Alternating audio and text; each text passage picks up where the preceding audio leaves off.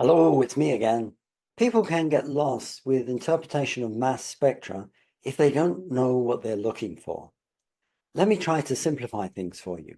The first thing to look for is the molecular ion. When calculating molecular masses at low resolution, it's common to use the prevalent isotopes. So 12C, not 13C, 14N, not 15N. Ethanol, for example, has a prominent molecular ion corresponding to C2H5OH. That's 2 times 12 for the carbons, 6 times H, and 1 times 16. That's 46. Even molecular ions are observed if the molecule only contains C, H, and O.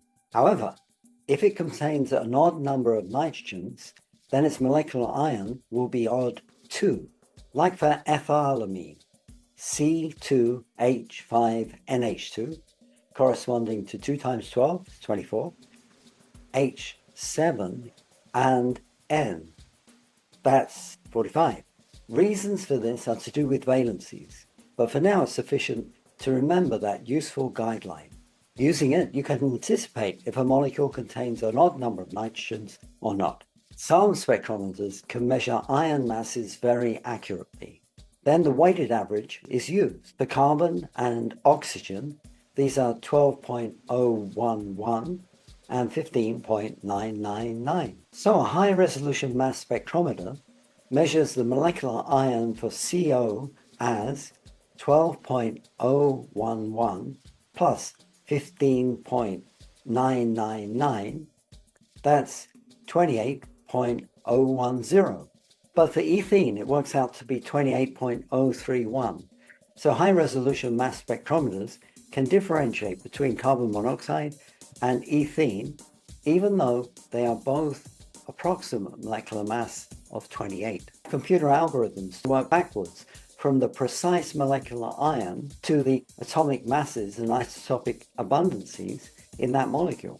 This gives a molecular formula. Fortunately, often molecular formulae are simply indicated in Introductory Organic Chemistry. Let's say we know the molecular formula from mass spec. That gives immediate clues about what the molecule is if you're trying to characterize an unknown. Let's say the molecular formula from high-resolution mass spec is C5H5N.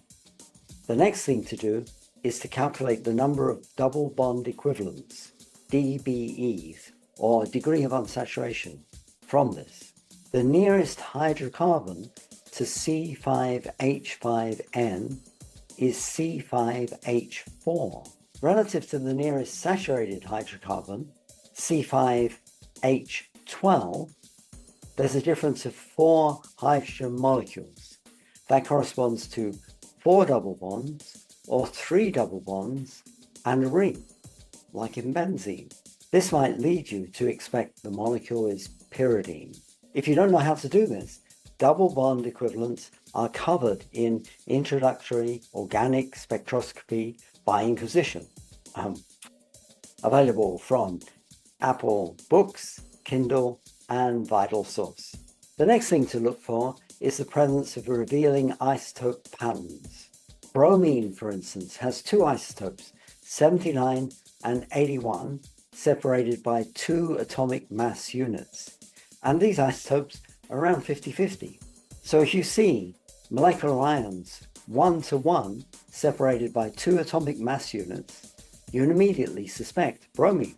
A 3-to-1 ratio is indicative of 35 and 37 chlorine, 1 chlorine in that molecule. Of course, most organic molecules don't contain Br or Cl, but when they do, these isotopes show up really nicely. Mass spectrometers that ionize through electron impact, EI, fire electrons at the sample, causing it to ionize to a molecular radical cation. That's rough treatment for a molecule, so most fall apart in some way. Fragmentation. Fragmentation in EI and mass spec often occurs like this. Radical cation goes to cation plus radical. The radical never gets to the detector because it's not bent in the field. but we can work out what it weighs by the difference between the molecular ion and the positive fragment. For instance, propane might lose an ethyl radical, that's 29, and a methyl cation, 15, is detected. Often complementary fragmentation patterns are observed, meaning the fragment that was the positive cation is lost also as a neutral radical, and the part that was a radical is seen as a cation. Propane might fragment to a methyl radical as loss of 15, and an ethyl cation, 29, is observed. Here's another example. T-butyl chloride radical cation fragments to the chloride radical and the T-butyl cation. In this case, the molecular ion would have a 3-to-1 ratio corresponding to 35 and 37 Cl, but the T-butyl cation observed at 57 would not. Or tertiary butyl chloride could fragment in the following way. Radical cation goes to chlorine cation plus T-butyl radical. 57 is lost, and 35 and 37 are observed in a 3-to-1 ratio. I provided lots of problems to fragmentation patterns in my e-workbook, animated with links to videos like this. One day soon, I might link to a video on double bond equivalence. I also explore other mass spec ionization techniques, some of which you may have heard of, like MALDI and ESI, electrospray ionization. Thanks for staying till the end. Bye-bye.